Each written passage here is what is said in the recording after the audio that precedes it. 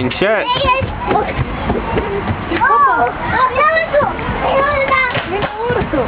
Hai, dar fi pe topoganul întâi! Încet! Vine apoi! Apoi! Se pot! Se poate! Fugim! Fugim! Vine acolo!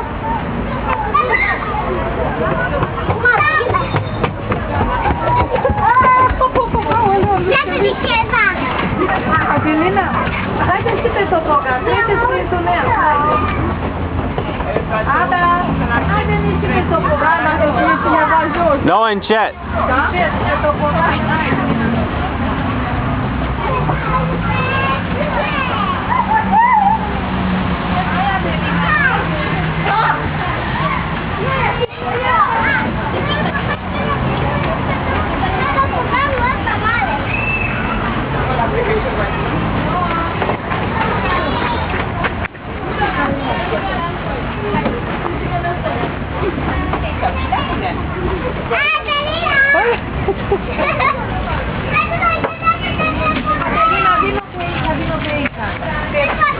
Te podeți, dragă, că aici e mai ușor.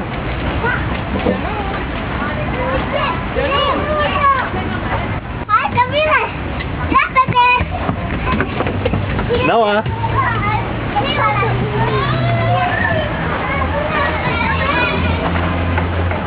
Înainte! Dar cum facem? Noah, Noah! Noah, hai pe aici! Noah! Noah, hai pe aici! Hai pe aici! Ține de mânuță, haide! Hai și tu! Haide, uite, dai și tu animăluțele, uite! Hai, Noah, hai! Așa. Hai, e bine, e bine! Încet! Încet, hai! Haide! Hai! Haide, stai jos!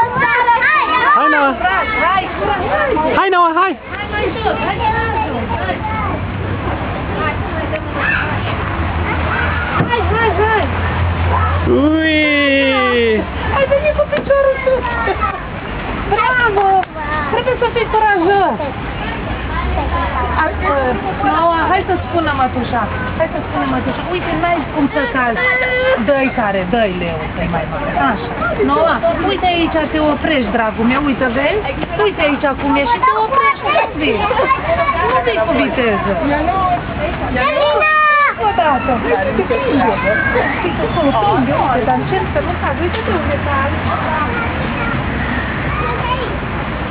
Hai că vine ursul!